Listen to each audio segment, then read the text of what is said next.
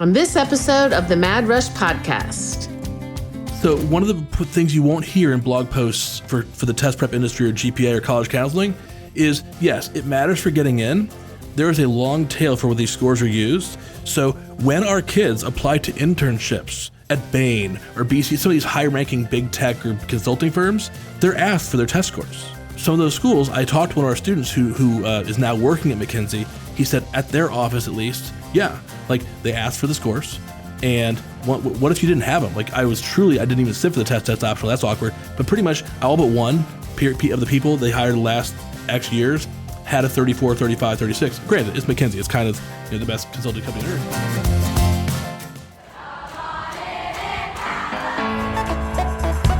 Welcome to the Mad Rush podcast. I'm Tricia Addicks, the original sorority rush consultant. While the stories I have to share are nothing short of astonishing, this podcast goes beyond the wild client tales and sorority life. I'll be engaging with fascinating guests from both within and outside the Greek world, uncovering the surprising connections that bind us all together. Join me for a journey that's as entertaining as it is enlightening. Welcome to Mad Rush.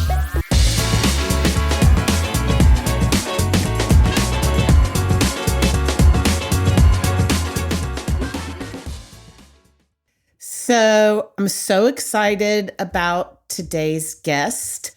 Brian Eufinger is the owner of Edison Prep. And Brian and I met when my kids were preparing for college, and we reconnected recently. So I've known him for a very long time. He's very dialed into the college prep landscape, and I'm delighted that he's sharing all the things with us today. So thank you for being here, Brian. Thanks for having me. Of course. So, all right, talk about what you do, and then we'll get into like how you ended up getting there or doing this. Sure. So my wife and I founded Edison Prep in Atlanta about 15 years ago. We just celebrated our 25,000th student last week, so that's super excited. I feel super old. We definitely have some students who are married that I run into in Kroger, and they have babies, and so it's been exciting to be a part of all these families' journeys. We work with them on SAT and ACT primarily. About 90% of our business is that, but also subject tutoring, because if we help them get a perfect score on the ACT, but then they have a bunch of C's in French or something, then it was all for nothing. Right. So we're mostly SAT, ACT, and we're big believers in working hard on it, because there's a lot of mysteriousness around and mystique around the SAT, ACT. It's commas, it's rectangles, it's putting in the reps. So your kids back in the day, I'll never forget one of the moms at your student's school. The kid, the first day of the year, tore his meniscus or ACL, and Chadwick was all sad because he was supposed to be one of the really good players. And so the mom secretly, it was not a life-altering injury, but he had 300 unexpected hours to work on the ACT, and he had a really bad score, and mom really, really wanted UGA to happen. And so the only reason he ended up going to UGA, if we're being honest, is he accidentally tore his ACL. And he spent maybe a third of the hours. There's a very common theme in a lot of the stories I tell. I personally am that kid, but I quit JV. I didn't get injured. I quit JV tennis. I tell all of our kids this the first day of class.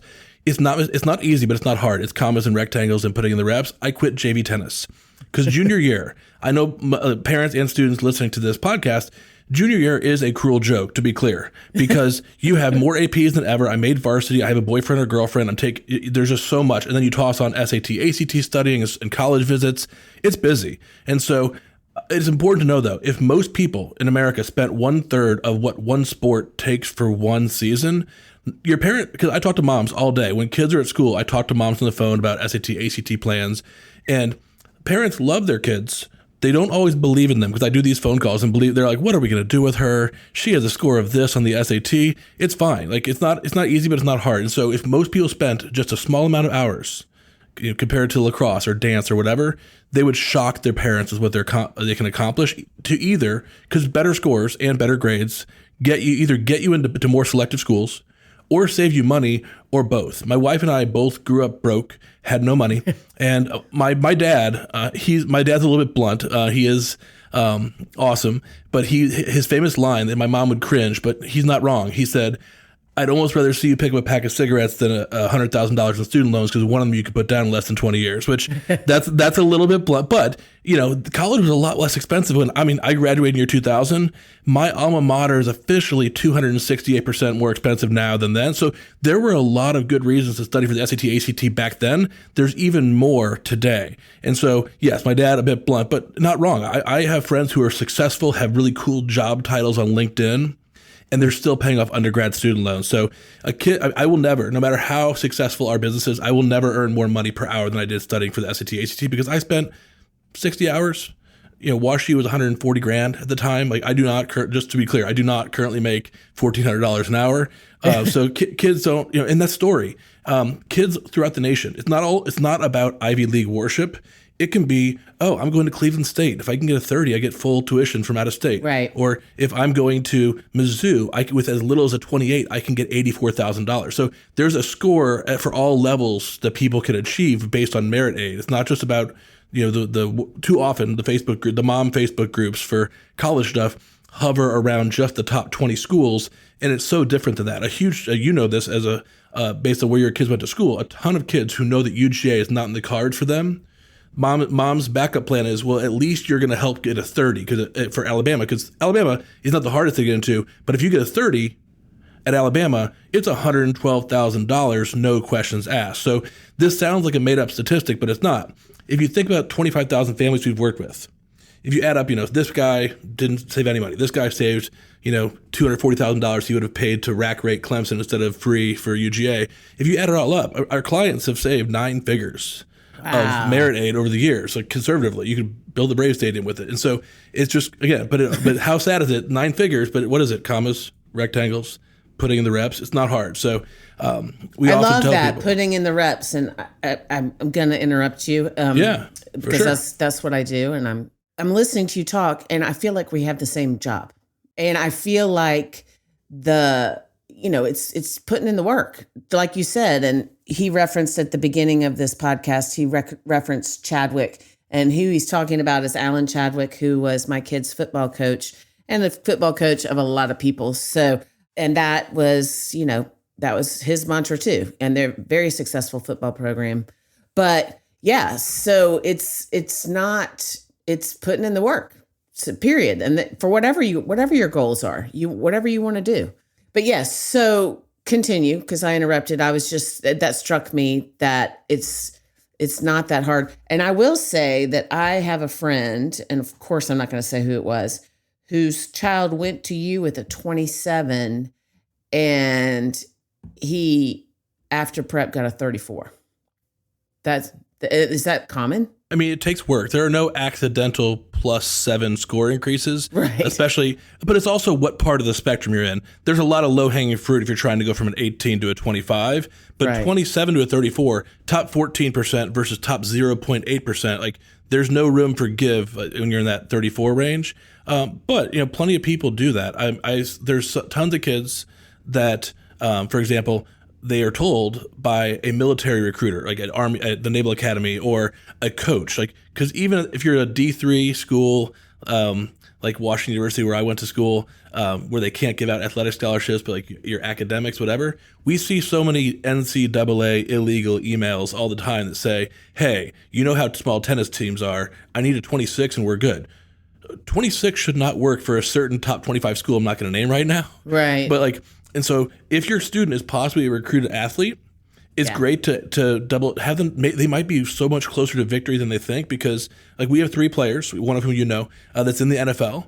And if you are that level of caliber, then you might not need the score that advertises as the average score on there. So it's context. It's your grades. It's your rigor. If you happen to be the fastest cross country person in the entire state of Georgia, there's a lot of different ways. But it's the portfolio of things. What I tell kids, so important, is it'd be great for me if all that mattered is SAT, ACT. I just turned down a 6th grader this morning.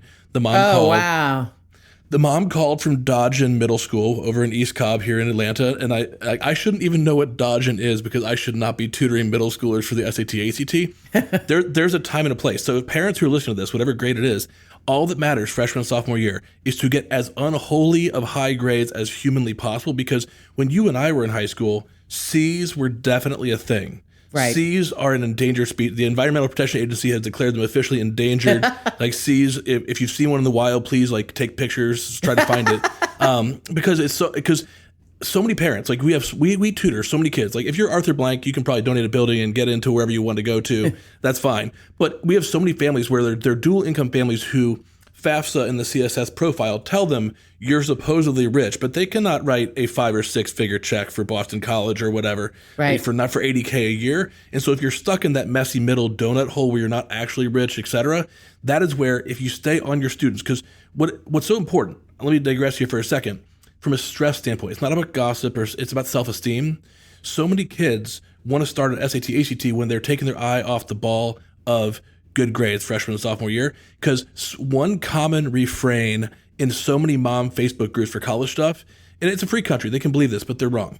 What they say, I always say that Facebook groups, yes. God almighty, the things that I have to undo that are in Facebook groups, I'm like, no. It's like, who told you that? Yeah, it's 180 degrees wrong. And then they think like that. They're like questioning me. I'm like, promise you, I know what's right and what's wrong. Exactly. And so you are not.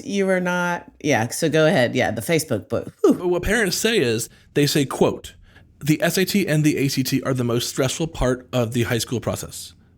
And so it's literally the exact opposite, because the thing is, what are my wife and I doing on May 3rd? We're both taking the SAT. I'm 43. Like, as long as your credit card clears, you can. It's part of our brand. Kids get a kick out of it. It's how we keep revising our materials and making it sharp, because there's small shifts and things. So we still take the test each year, and it's fine. You can just randomly sign up and take it? For sure. My wife always beats me on the SAT because she teaches our SAT classes and I teach our ACT classes. So do you say what your scores are? Yeah. I mean, it's noise. It's always between 1540 and 1600, but it's fine. I will say it's a little harder to have passion when you're not applying to college. Like I give it the old college try. That makes sense. But the killer instinct is not maybe as there as much as it used to be in high school. But yeah, I mean, we do it day in, day out. So it's not that bad. But what's important to know is it's not like you can even Google how to delete your ACT score. Not SAT, but ACT, you can delete your scores. Not that it matters, because one college, just one, Georgetown, makes you send all of your scores. Like every time you took it? Every time you took it. So for the SAT, that could be a downside. But otherwise, most schools don't even make you send the real score report until you get in. They let you self-report to save money. You have to honor system. You self-report your scores. Once you get in, you have to send them the official report to show you weren't lying. But that de-stresses the process, knowing that kids can take these. Because what scares me is a kid who's worried and wants to scamper off and start working on SAT, ACT. What scares me is the person who got 9 C's freshman year. Right. Because you can't delete those. It's over. Like I told this story. I was on a podcast for Matthew Weber in Dunwoody near you a couple weeks ago. And there's a mom who goes to the Apostles Church in Buckhead here in Atlanta. I have no clue what her name is. And this sounds like my sense of humor / my wording. 15 years ago, I was at the Chastain Park Panera talking in line. And this mom was eavesdropping on my phone call. And afterwards, she tapped me on the shoulder. And she had taken a mock ACT at some other tutoring agency in town. Her kid had a 2.98 at a certain private school here in Atlanta and had a 30 cold on the mock ACT.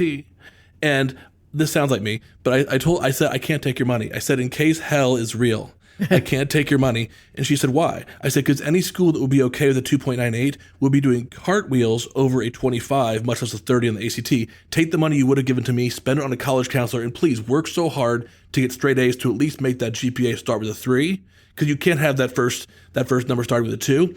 And so she still tells people in the choir over there at Apostles Church, like, he was so ethical, he could have robbed me. Like, it's all about the portfolio of factors. So let's use an example here with UGA. So all the final data just came back with UGA. And this is only fun. This has happened multiple times. Do these two people date? And that makes it awkward. Yes, we tutored both of them. They're boyfriend, girlfriend. One of them, I told her mom, this is so wrong of her. Her mom, dismissively, in front of her, she was picking her daughter up from our office. She goes, does she have any real chance at UGA? Shouldn't we just donate this money to Humane Society? She literally said that, like, in front of her. So she is in a certain program at, like, the IB, AP, the maximum AP, IB number of classes you can take at her school. All the activities, all the everything. She maxed everything out. And I dragged her kicking and screaming to a 26.5, which is not something that works for UGA. Right. But she was like third in her class out of like 600 at her school, everything else. I'm like, you will be the lowest scoring person we have get into UGA early action, but you will get in. You won't even get deferred. I promise. Like, I don't make any friends with false hope. Right. And her mom's like, why would you tell her that? I'm like, I've been around a long time. We tutor literally 7% of the people on planet Earth that get into UGA, we tutor. And so I know I have a good spidey sense for what's going to happen. So she got in early action.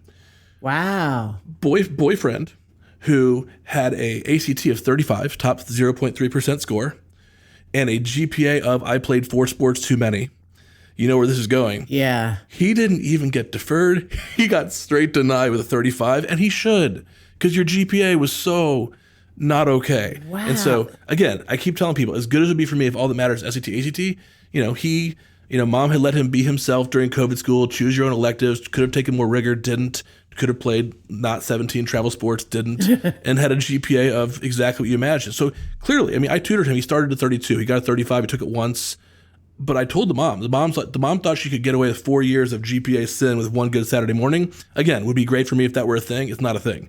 And so parents need to work on that. Yeah, this kind of explains, because we got a client recently who, and I've been very flummoxed over why it doesn't affect her rush or anything, but she is going to, I can't say the school, but it's like crazy big time school, but she got denied from some not so great, like schools that I would have thought were like a cakewalk. So does that change over the years? Yeah, there's something that is not, the Tufts University is not a fan of this existing. If you go on Wikipedia, there's an actual what Wikipedia. University? Tufts University in Boston. Yeah, no, I know. And so they're not a fan of this existing. But Tufts University, if you type in Tufts syndrome, like as a disease, it's called yield protection. So if here, one of the best schools in the entire Southeast United States is Westminster here in Atlanta. Yeah. If the valedictorian of Westminster applies to Georgia, are they going to go there? No. At least once in the past few years has the valedictorian of Westminster gotten rejected from Georgia. Yes, because they know you're not going there. They know your college counselor said just throw that in there as your safety. Your health freezes over safety. So if it's too good to be true, that's what yield protection is, because the U.S. News rankings and other rankings guides, they use yield protection. Yield means of the people you offered a spot to, what percent said yes back. So even at really high ranking schools like Vanderbilt, it might just be 50%. Like only like Harvard is like 85 or 90%. And so they get judged on that. So I'll give you an example locally. A kid here at Emory, or his mom, lives 4 miles. He lives 4 miles from Emory. He had great scores, great stats, great everything. He literally went to Paideia. And so, which is literally, you could walk from Paideia in like 5 minutes to Emory. He never even bothered touring the campus. That tells them everything. If you're 6 minutes away and can't be bothered to go on an official tour, that means mom made you apply and you have no interest. And so even though he had a 36 perfect on the ACT, top of his class at Paideia, didn't get in. And that was Emory being smart. That was yield protection. That was Emory. So it's a bit nuanced. Now, I'll tell you a funny story. But wait. Go back to Tufts syndrome. What is that? Well, they were the ones who did it famously. Okay. Tufts has a little bit of a chip on their shoulder. Like, there's just a couple schools like Rice University and Tufts and Carnegie Mellon. They're on a lot of people's lists, but they're, at least with our clients, 25,000 deep. We never have someone come to us like, I'm in love. I want Tufts University. It's in the portfolio. But they have a chip on their shoulder of being people's second choice. If I didn't quite get, if I am XOXO gossip girl and I didn't quite get into my Ivy at Brown that I wanted, maybe I'll go to Tufts. And so it's less so that way. They're a very good school, to be clear, but they were the ones that pioneered the usage of yield protection way back in the day, and the name stuck. Yeah, and so the thing is, you can get around it, which is kind of funny. I had a student from your son's school. Who really, really wanted the international business program at South Carolina. Like the crown jewel of the University of South Carolina is their international business program. Uh-huh. They dump a lot of their resources. They're one of the top 10 undergrad international business programs in the world. Okay. They are. And so this kid had crazy stats, had top 1% scores, top 5% grades at high school. He used the first line of his 300-word supplement to not answer the question.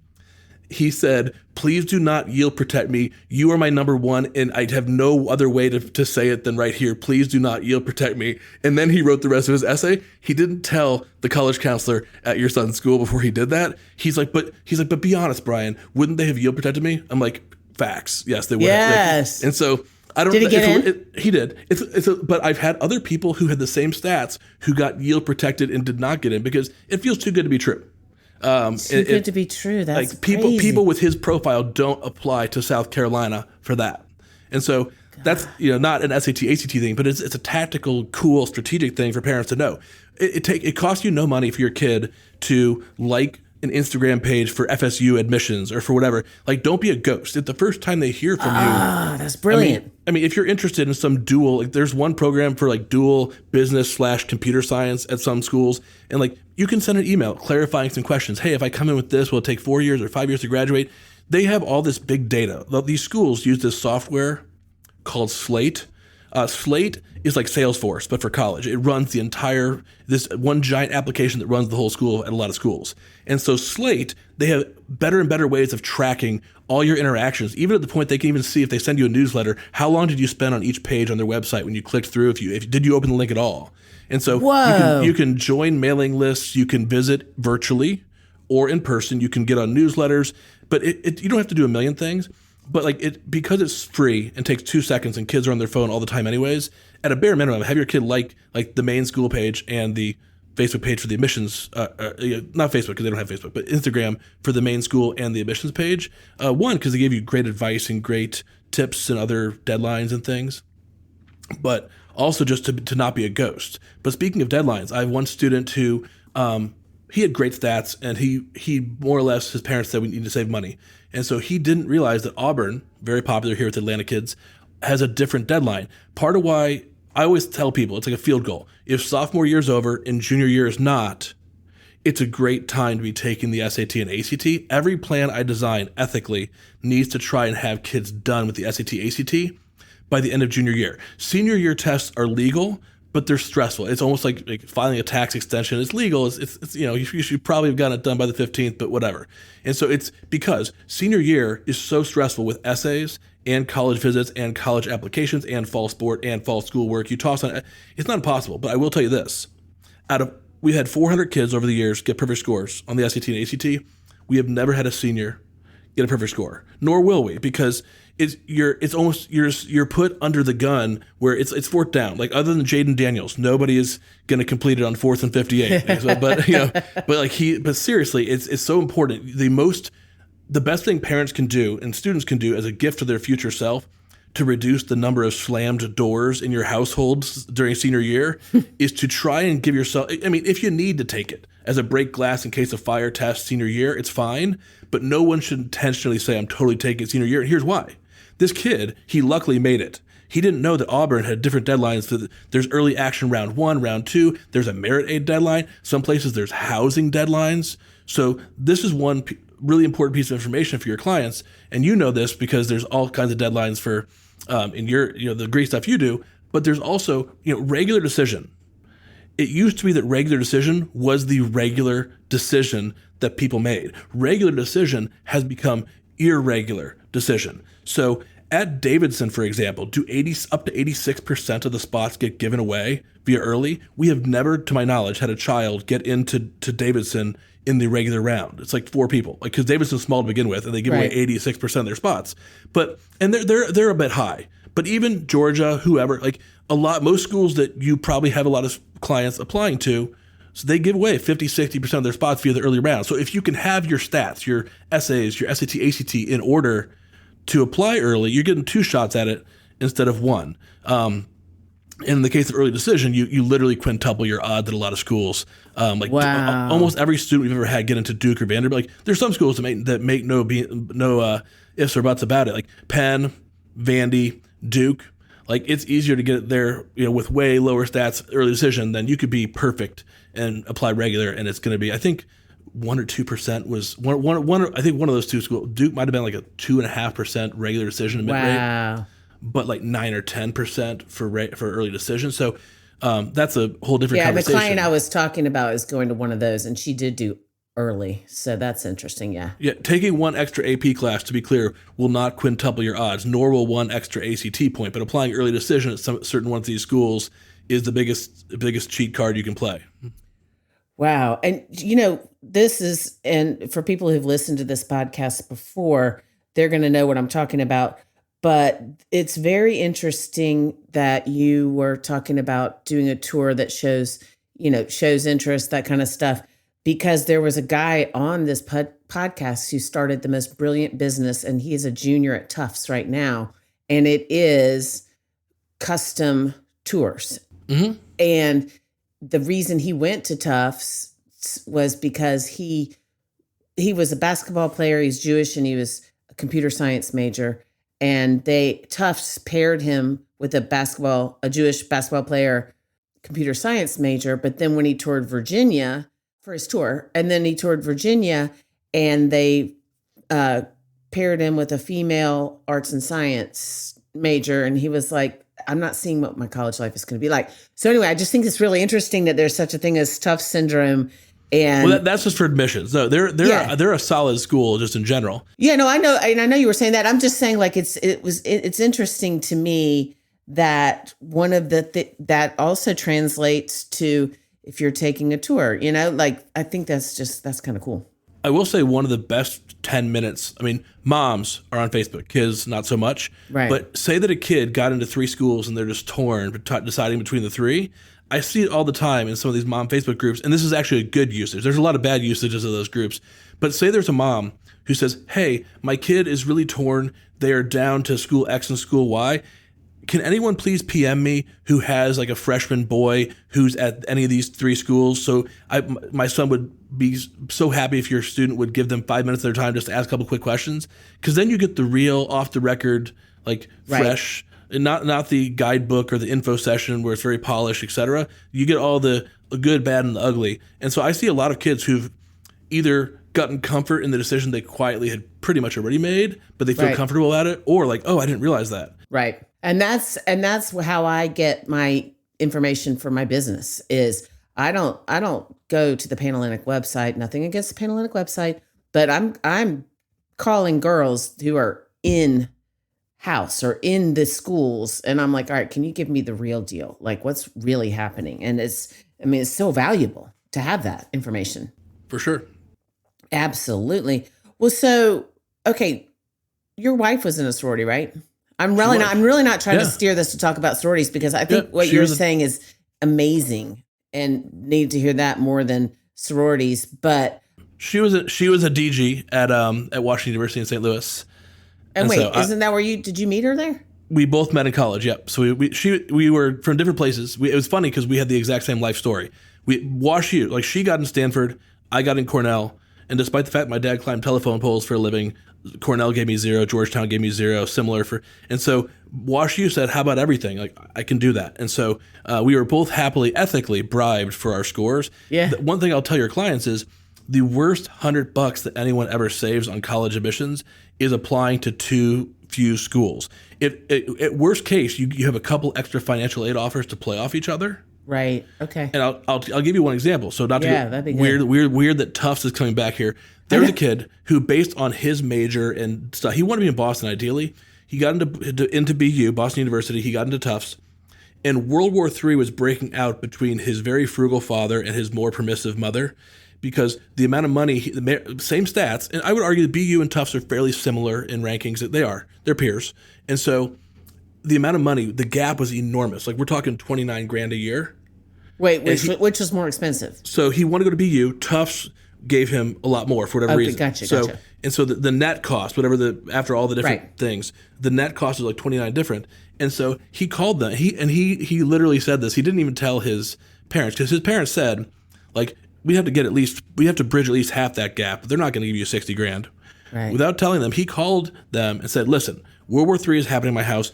You are my number one choice. If you can even meet us halfway, my dad will probably say yes. I will sign a piece of paper and fax it to you or text you a screen. What do I need to do? Is there any way we can meet halfway?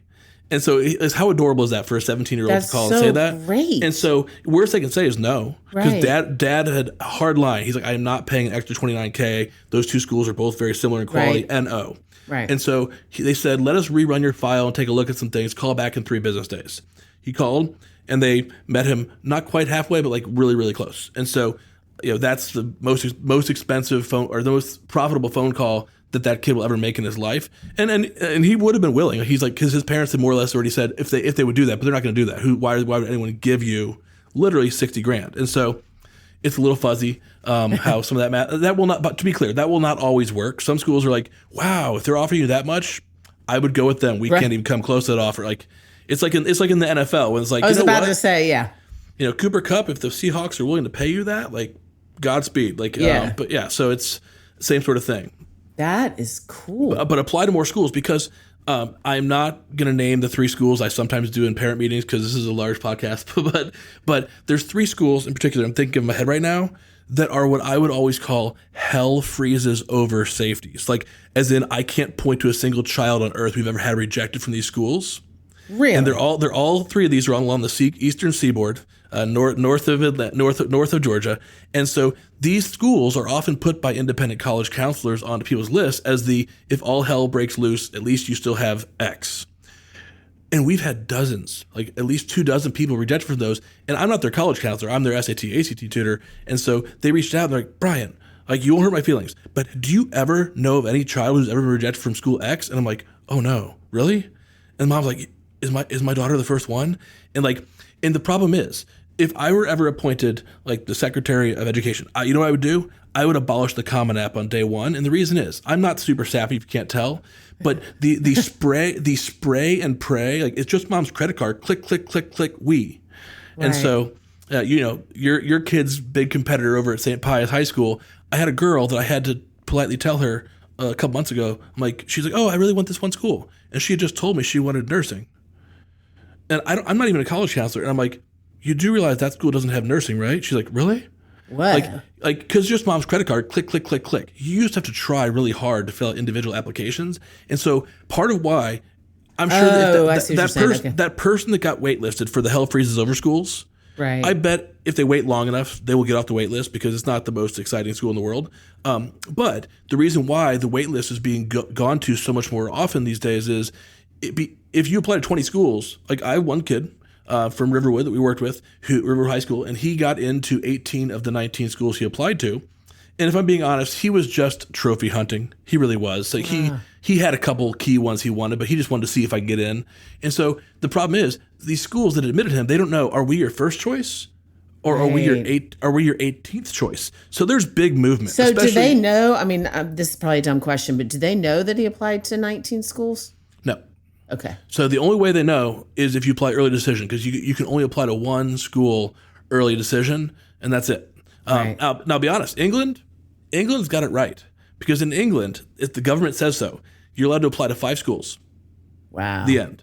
And so what does everyone do? They apply to 1 hell freezes over safety, 2 targets, and 2 Hail Marys, and then they move on with their life. It's such not a stressful senior year at all. So Good luck with that happening here. It would have to come from the top down because schools, it's like football coaches. Half the way through the year, they get fired if their record is not doing so hot in college football. Right. It's a literal term, you can Google it. It's called Black Monday.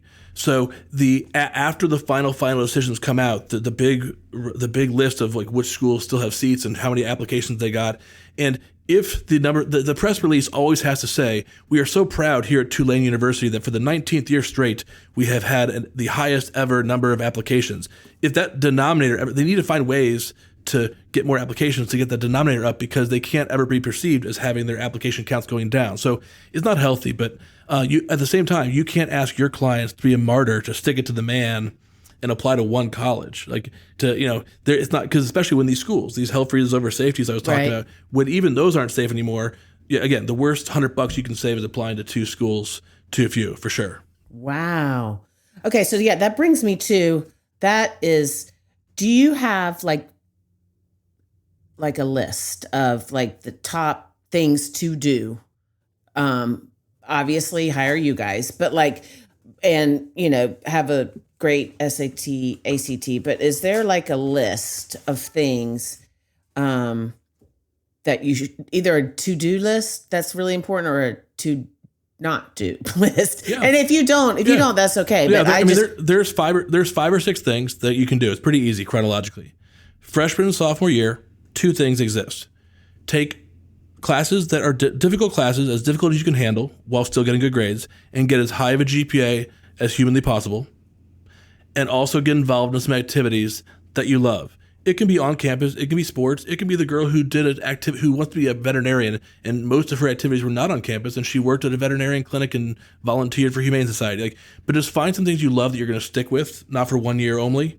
So freshman and sophomore year, SAT, ACT should not be involved. Just get good grades, take hard classes, get involved in some clubs. That's all that matters the first 4 semesters. If I were a high school principal, the kids would hate me.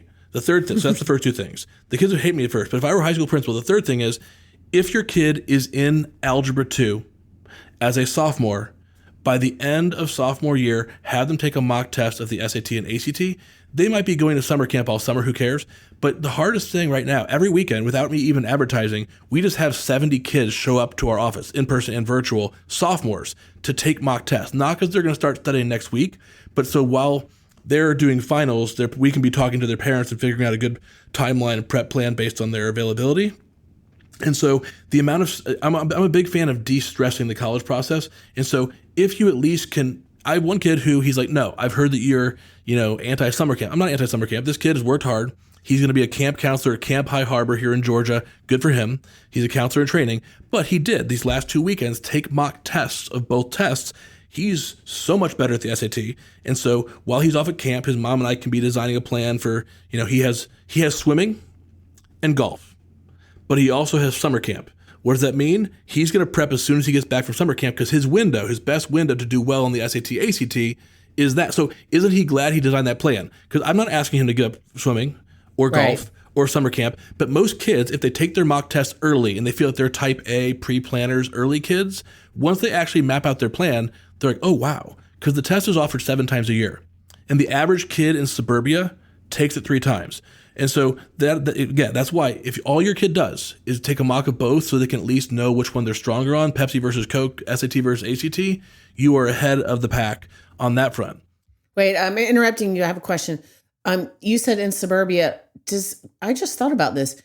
Does it cost, what if someone is urban, 0 extra money? Does it cost?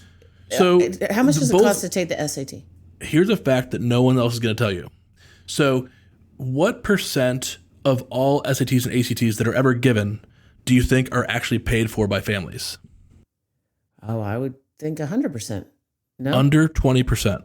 Oh, wow. So, for example, they're in every state that touches Georgia. That shows my privilege right there. So go ahead. Every state but Georgia, except for Georgia, every state that touches Georgia, except for us, in Alabama, they don't have the Georgia Milestones test, which is not that useful a test because you can't use it for college admissions.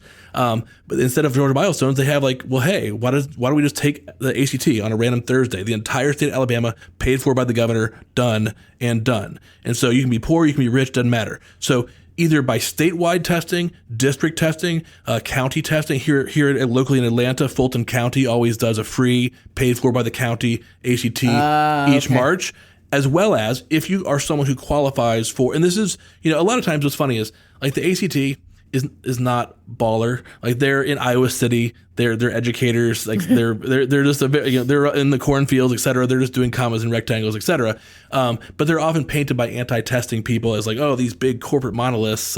It's literally the worst player in the Falcons probably makes more than the number 2 executive at these organizations. They're nonprofits anyways. But why I say that is these organizations, under 20% of the tests are actually paid for by families. And a lot of times, if you qualify for free and reduced lunch, all you got to do is go to your counselor. You can take the ACT for up to 4 times for free, which most kids are never going to take it 4 times. And so what if a kid who's on free lunch in Eufaula, Alabama, takes the test, the statewide test in March, and then wants to take it 4 more times? Great. They paid $0.00 the entire time.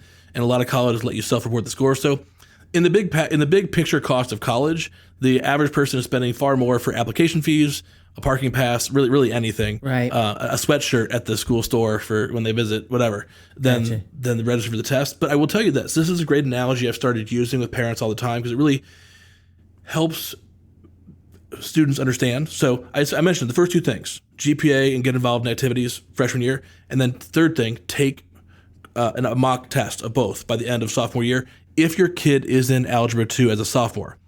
But if your kid is not taking Algebra 2 until junior year, you're not ready yet. Those kids should wait until around Halloween to take mocks and plan on prepping as soon as New Year's hits. I have 20 kids that are already signed up to start with me on January 3rd, 2026. They're all kids who are a year behind in math where they're not ready yet, but they will be. Whereas the 100 or so kids we have signed up already to start right on Memorial Day are sophomores who are just about to finish Algebra 2, and they're like, let's go. And so that's the difference. All right, but go ahead. Here's the golf analogy. So many kids, they put so much pressure on themselves where they're just like, I got to get it. I got to kill it in one time. In golf, hole-in-ones happen, but they are rare. In golf, if you have 2 putts for birdie, it happens a lot more often than a hole-in-one, but it's still very admirable. It's a big deal. Awesome. Good job. 3 is par. The average kid takes the test 3 times. So if you can birdie or you can hold the one, it great, but you're not normal. So 1 time, very unnormal. 7 times, very abnormal. Hopefully you're not triple bogey, quadruple bogey. But walking into the process, we always tell kids when you build a plan, every plan we build, we tell kids, think of yourself as a 1-2 punch of consecutive test dates. So for example, say that you're gone all summer, but you want to do it in the fall. I'm a September, October ACT kid. Register for both tests. Take it back to back with momentum before you atrophy. And parents don't know this because it was not a thing in the 90s. Super scoring. So you can super score at 90+% of colleges in America, where you can mix and match your best English from day 1 and your best math from day 2. Let me give you an Auburn example. Super scoring. 1, kids, the half of America that cares about testing is working harder than ever. But also super scoring is making a huge difference. When we started our company in 2010, Auburn's average was a 22.9 on the ACT. Oh, wow. The early action average at Auburn last year was a 30.4. Now, granted, that's early action versus the whole pool, but it's not like it's 22. It's like 28 or whatever. But the whole point is, kids and parents now understand the strategic value of super scoring. That's why no one takes it once anymore. I have a student from your son's school. He's so funny. If you go on Wikipedia and type in the word bro, his picture is right there because that is him. He is smart but lazy. And so he told me, Brian, you realize I'm only working on this stuff to get my mom on my back because she's intense. True. His mom is super intense. He goes, but if my score starts with a 3 on the ACT, I'm never touching this stupid test again. He took it once. He did maybe half the homework I assigned, if that, and he got a 31. And he sheepishly told his mom, don't be mad, but like, I only did like half the homework and I got a 31. If I get like 2 more points, I could save you and Dad like $60,000 with Auburn's merit aid grid. I should probably do that. That's a Tesla. It's literally a Tesla. So even the kids who swear they'll only take it once always take it twice. So if it's bad news, got to keep taking it. If it's good news, let's get greedy. Let's run up the scoreboard. I'm all for that. Right. Worst case, if you do too well, they throw extra merit aid at you, and that's great. So because college is pricey, and kids, you get it. Parents listen to this get it. Kids don't understand the difference of pre-tax versus post-tax dollars. So if someone is at a 28.25. So Auburn has a very public merit aid grid where a 3.5 is the GPA you need for everything. If you get a 28.25, like the Willy Wonka movie, you get nothing. If you have a 28.25, you get no money at Auburn. If you have a 32.5, because that rounds to a 33, you get $68,000. Wow. And so the number of questions to fix from 28.25 to a 33 can be as few as 25 questions. So each question's worth $2,500 almost. It's so that is why I specialize. So I love my favorite burger in Atlanta is Village Burger. Yeah, I may have cost the owner a few of her employees temporarily because I'm not anti-hard work. But when Jared is working at Village Burger 12 hours a week, I'm like, can you pause that for 3 months? Because every hour you're making $9, you're actually losing your parents $300 because the amount of merit aid money. Like it's very like. The highest ROI, forget Bitcoin, forget stock market stuff, whatever, the highest ROI anyone's ever going to have, me included, back when I quit tennis, is studying for these tests because I built a website that families should use. It's free. I'm in my give back phase. I like to joke I have gray hair in my beard. It's time to start giving back. But I built this website called meritaidgrids.com, meritaidgrid, GRIDS.com. Because when I applied to college, I'm a hypocrite because I just criticize people for applying to 19 schools. I applied to 19 schools back in 1999. And the reason is schools used to be very hidden and opaque, and they would not share how much money. I would ask Emory, do you have merit aid? Maybe. Just apply and find out. And so that's kind of rude, etc. But now a lot of schools are refreshingly transparent.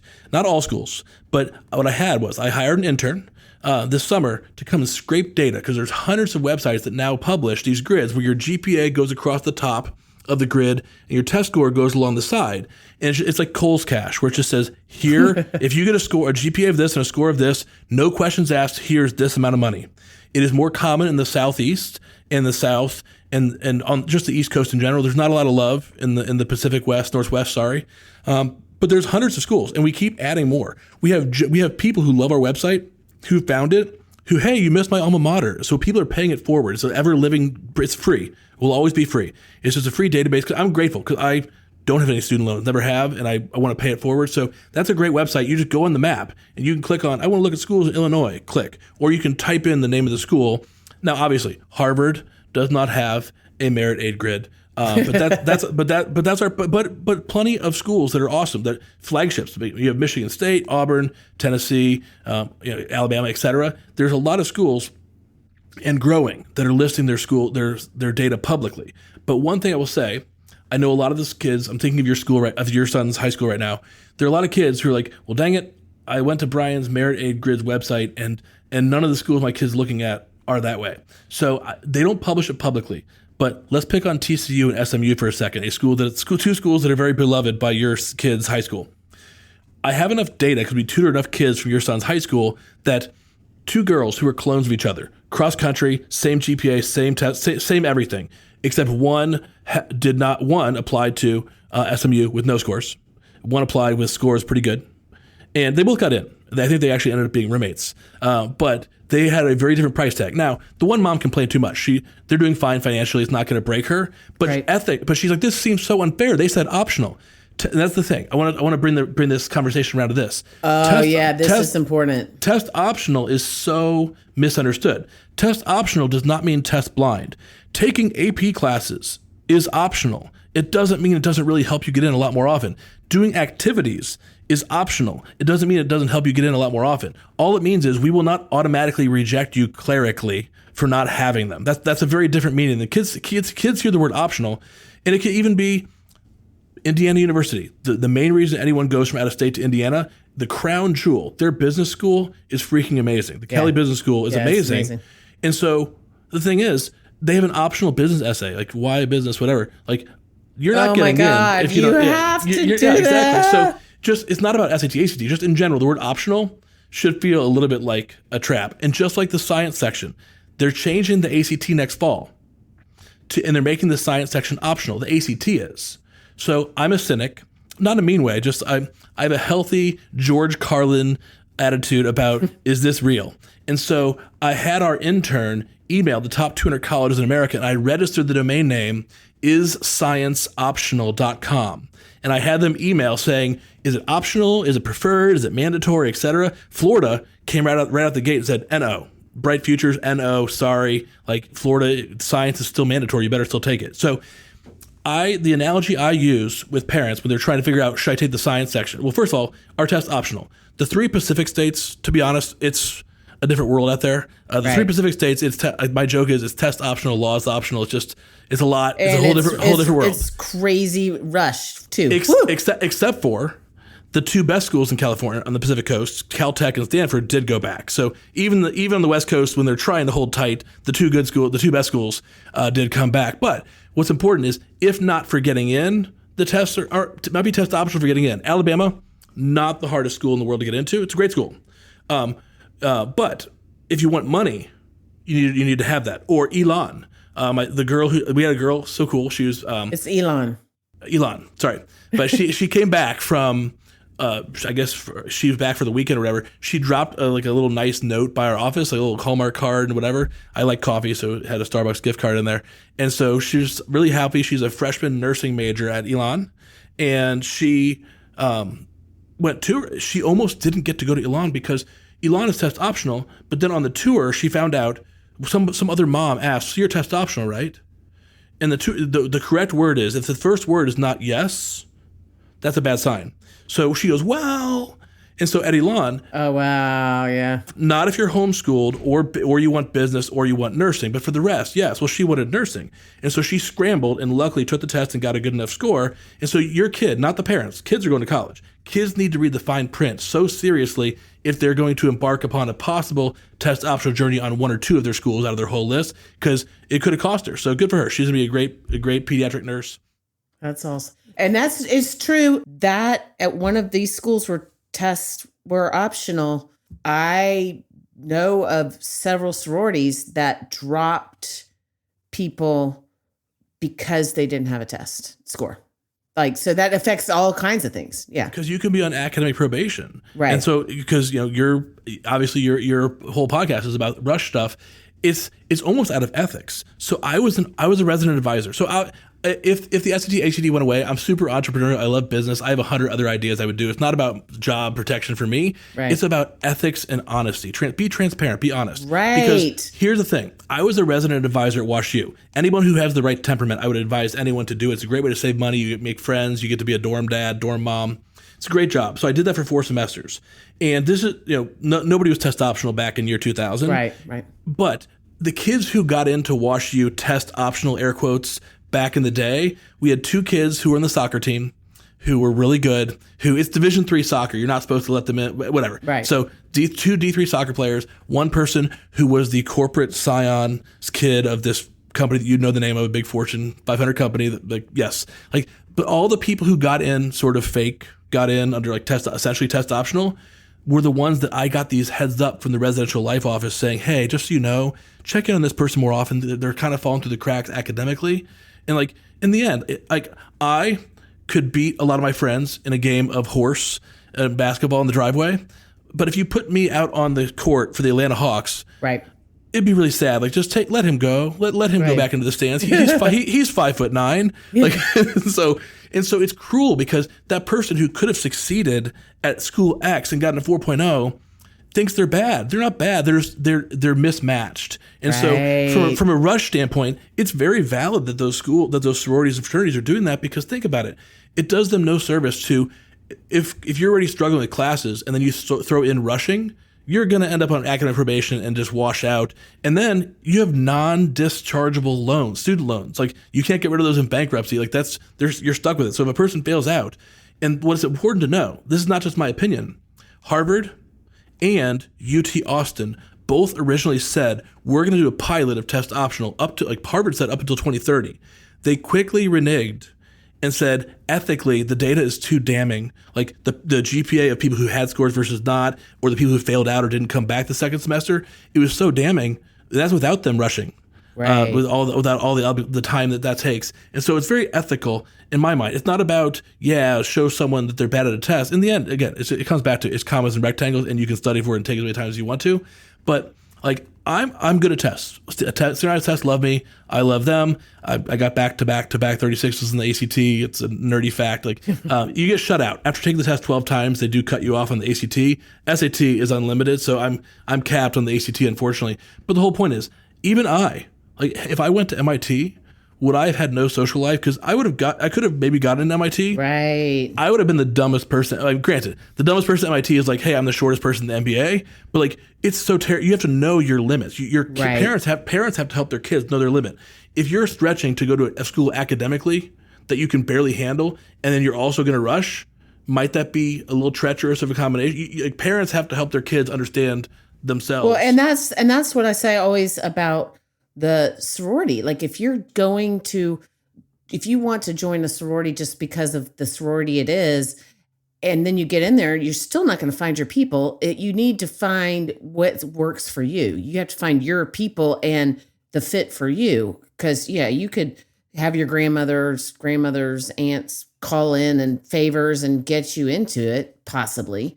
But one of the most important points of this podcast, because you can find tons of people with blog posts and whatever. This is our hashtag observation of the day, by the way. It's important points of this podcast. Continue. So one of the things you won't hear in blog posts for the test prep industry or GPA or college counseling is, yes, it matters for getting in, but there's a long tail. There is a long tail for where these scores are used. So when our kids apply to internships at Bain or BC, some of these high-ranking big tech or consulting firms, they're asked for their test scores. Like here locally, I can share this data. Like think of the variety, McKinsey, Bain, those type schools. We have lots of students who land internship there. And then they, as part of your punishment, the last internship class, the new people get to interview the new interns for the next year. And so, yeah, so at some of those schools, I talked to one of our students who is now working at McKinsey. He said at their office, at least, yeah, like they asked for the scores. And what if you didn't have them? Like I didn't even sit for the test optional. That's awkward. But pretty much all but one of the people they hired the last X years had a 34, 35, 36. Granted, it's McKinsey. It's kind of the best consulting company on earth. But kids don't realize it can help you for admission into sororities, fraternities. You might be asked for it for jobs, for internships, etc. Wow. And so the long tail does not go away. I mean, they even have it as an optional item on certain med school applications, grad school applications, etc. And just as a filtering mechanism. And then alongside that same thing, why you work on these things, unrelated test scores. So many podcast listeners of yours might have a kid, a son or daughter, who's this close, just barely, almost about to finish their Girl Scout Gold Award or Eagle Scout project. Finish it. Yeah. Finish it. Because I have a friend who works at a big corporate company that's right near our office, a big Fortune 500 company, and there's an unofficial policy in his department and the departments adjacent to his, where anybody who has one of those two things, Girl Scout Gold Award, Eagle Scout on their resume, leave it on the resume, automatically passes the phone interview and goes straight to the in-person interview, because my friend... It's the platinum ticket on Idol. Well, in an era of TikTok, imagine the follow-through that doing something like that shows. It doesn't have to be it doesn't have to be one of those two things specifically, but the same kid who does some neat project that shows initiative or hustle, it can be anything. But that is one thing. My friends who are college admissions officers who can't ever say anything fun on a hot microphone... Yeah, they say, you're not recording this, right, Brian? Like that. Every phone conversation I have with admissions officers, because off the record, everyone has these same GPAs. Everyone has very similar test scores. If you have the right metrics, and this is the thing, if you have the right metrics on SAT, ACT, number of APs, GPA to get your application read, don't insult them with the most trite application ever. Right. It can make the difference. It's a great way to get nudged over the edge. And this might be a really helpful example, because it's about the portfolio of things. So like one extra point on the ACT is likely not going to ever be the thing that got you in or got you rejected. Just like one extra A or B, probably not the thing. But if you're in the ballpark, I had a student, we tutor 80 kids a year from your son's school. So I keep saying your son's school. But there was a student at your son's school. The mom emailed me for a post-mortem saying, I'm not mad at you. You helped him get a 35. He got into only like 3 of the schools he applied to out of 13 with a 35 and good grades. And the mom's like, can you do a post-mortem? I just need to understand for my future kids that are coming down the line in a few years. Within 3, I already knew. She's at our school. She probably has like 7 of them. I already knew before she sent it to me, but she sent me the essays, and I just covered my hands with my face, my hands like, oh no. Like it was the most trite garbage you've ever seen. Yeah. And he did admit, he fessed up. He wrote all of his essays, Common App, supplements, everything, really close to the deadline, and it just came off badly. So I've often joked, I might do this sometime soon when I get a free moment. I want to write the worst college admissions essay ever and do a blog post about it. If in the first line of there's just certain topics that are so overdone. Right. If you're on the 1 yard line based on your GPA, your test scores, everything else, and the first line has words like Grandma tore my ACL or Habitat for Humanity, your application is required to be violently thrown into the trash. Because literally, my friends, this is not this is not me making jokes out here. My friends who are admissions officers, like, never has a day gone by there's not the famous essay, I tore my ACL, thought I'd never play soccer again, but we fought back to the state championship. Look at me. Like, there's just barf. Like, come on. Whereas, like, my sister-in-law, my wife's sister. Is Grandma tore my ACL, and what was the other one? Grandma tore my ACL and Habitat for Humanity. Do Habitat for Humanity because it's a great thing to do for society. But there's certain topics. Ask yourself, will this be the 90th Habitat essay they read this month? If so, please don't be a clone. But I'll tell you one thing. Any topic can be good if it is done well. Right. So my sister-in-law is very stubborn. And so she's like, I got this. And so she went to Harvard. She got shipped down to our house for a summer, and we put her through the gauntlet and got her scores up and everything else. And she is doing cool things, getting her PhD at Vanderbilt. But she is stubborn. She wrote her essay. She's proud of it. And so what do you not talk about in polite society? Politics and religion. What did she write her essay that got her into Harvard and other places on? Religion. And so my mother-in-law is Catholic. My father-in-law is atheist.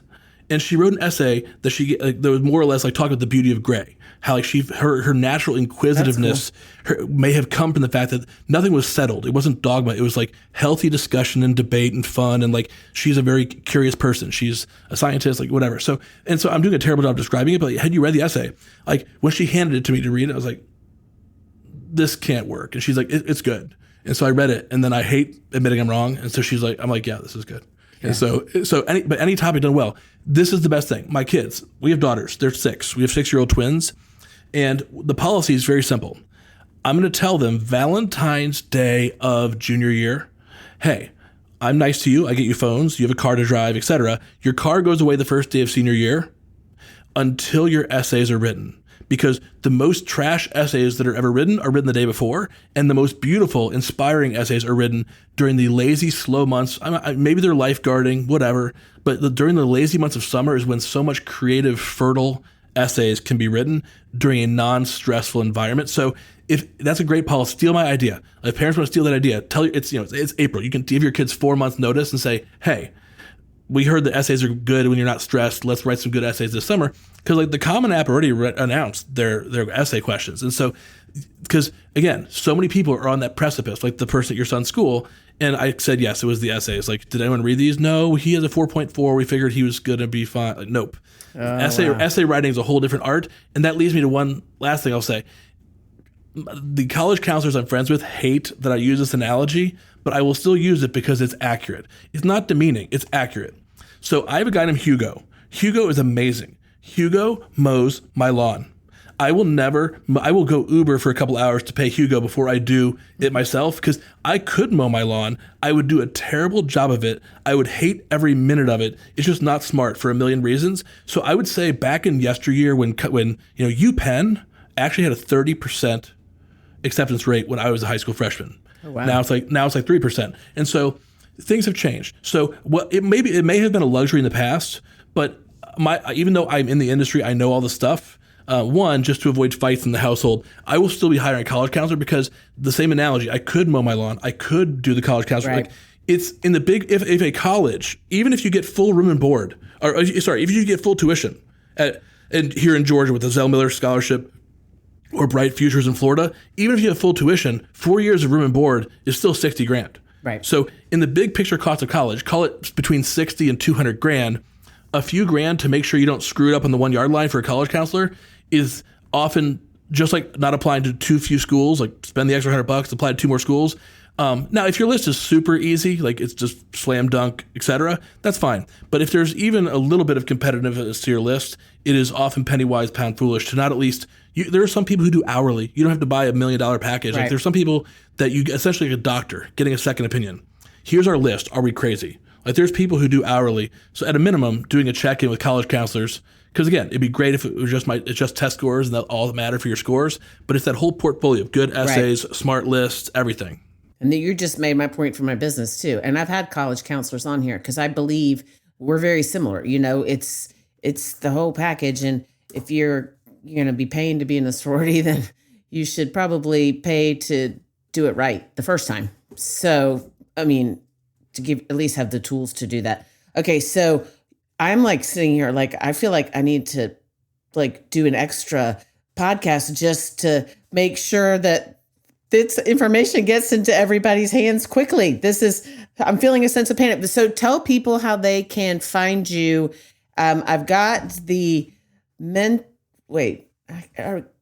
now I can't even read what I wrote. So Merit8grids.com. Merit. It looks like mint. Merit8grids.com. Okay, but you talked a lot about Atlanta and Georgia, just probably because of our connection, but you tutor everywhere, right? Like we tutored kids from 29 states and 6 countries last year, including American Samoa, which is really far away, like Moana. I don't even know where that is. It's close to New Zealand, actually. So there was a military base, a bunch of kids from the military base there, and so they all want to go to ROTC or military academies, which need high scores. So they literally took my class from 10:30 at night till 1:30 in the morning because it's literally like 12 hours different than here. So dedicated kids. But no, we tutor kids virtually or in person here in Atlanta, one-on-one or group classes, SAT or ACT. One thing that we're considered weird about, my wife says it's my Catholic guilt, which is probably partially true. This stuff does not have to be expensive. I bought an armload of books at Barnes & Noble. You can self-study, you can study with a tutor, you can do group, you can do one-on-one. It's just the reps that matter the most. Getting an experienced tutor. Gotcha. And getting the reps. So my wife and I are the 2 most experienced tutors in the entire Southeast United States, which sounds ballsy, but it's just it is. Facts. In our industry, it's mostly college kids. In our industry, 90% of people flame out before 100 hours. They're a college freshman, did it for some beer money, which is fine. Everyone starts somewhere. But like if you get to 500 hours, you're a dinosaur in our industry. So we've grown. This is the funny part. Was test optional? Our team has grown. It's just my wife and I for the first 12 years. Mm-hmm. We've grown from 2 people to 23 in the last 3 years because of how not test optional test. If test optional were actually real, we'd be closing up shop, not growing from 2 to 23. That's how not optional it is. Yeah. And so, but what I tell people is, it surprises people. 91% of our students either start off with or only do a class. And so, obviously, we make more money recommending pure private, but again, back to the Catholic guilt thing, but it's not most people. The foundation building, the first 14 hours of content looks remarkably similar no matter how you cover it. You can do pure private, but our most successful kids because since everyone takes the test twice, they'll take this class first before the first test and do a much smaller amount of one-on-one fine tuning prior to the second test if needed. In a perfect world, I have a large enough team that 100% of our students could do that hybrid approach of class then private because those kids might be 60% of our students, but they're probably 90% of our biggest referrers, the people that go up the most and are happiest. So it doesn't have to be expensive. And another thing is, I told everyone, here's your instructions. Make sure you take a mock test. How? So we offer free in-person and virtual mock test, in-person in Atlanta area, and virtual mock tests every single weekend, other than Easter. But every single weekend, all year round, we have them. We even have an asynchronous one. It's a very boring YouTube video. It's basically me. A cartoon-looking version of me proctoring a mock test. So if your kid has a crazy sports schedule, but we're happy to do that. And there's no commitment. We send you a beautiful score report saying, here's your strengths and weaknesses. So we're happy to do that. And also, by the time that this podcast airs, we have a special fun link we can share with you, a special thing for people that are using your services. So I'll send you that as well. So it can save them some money. And in addition to the free mocks, it can also save them some money if they end up signing up for some services. So always happy to help. And the thing is, I'm a talkative guy. I'm an extrovert. I like helping people. It takes a village. And so truly, if your kid already has a 35 in the ACT, but you're like, I signed up for AP French and I regret it. Do you know any French tutors? I don't speak French. I know people who tutor French. Like, because if you get a 36, but then got 2 C- in French, it was all for nothing. So if we can be of help, we know college counselors, we know CPAs, we know some pretty good rush consultants. We know a lot of people. So we know people. So just feel free to reach out. I'm on my email way too much, but it's edisonprep.com, like Edison, like Thomas Edison, edisonprep.com, or you can follow us on Facebook. We post a lot of helpful links on Facebook and Instagram all the time as well. Awesome. I'm going to tell everybody and that's very generous of you. So thank you for that. Okay, that's a lot of information, but you were the man to deliver it. So I know why you're so successful, and I appreciate you sharing that information with our listeners. It's amazing. Happy to help. So it's edisonprep.com and meritaidgrid.com and Merit Aid Grids with an S on the end, plural. Yeah, Still can't read my freaking handwriting. Okay, so I'm going to put all this on in the show notes, or I'm not, my lovely producer Collier is. But yeah, this is great information. Thank you. And thank you for being here. And I can't wait to continue partnering with you in the future. Yeah, thank you so much. Thank you for tuning in to another episode of the Mad Rush Podcast. If you are enjoying this podcast, please consider leaving us a 5-star review. For additional Rush tips, updates, and more, please follow me on Instagram at Rush with Confidence. If you would like to reach out to us or for more information, please email info@madrushpod.com. Don't Touch My Radio. This podcast is produced by Collier Landry and Don't Touch My Radio. Copyright Tricia Addicks.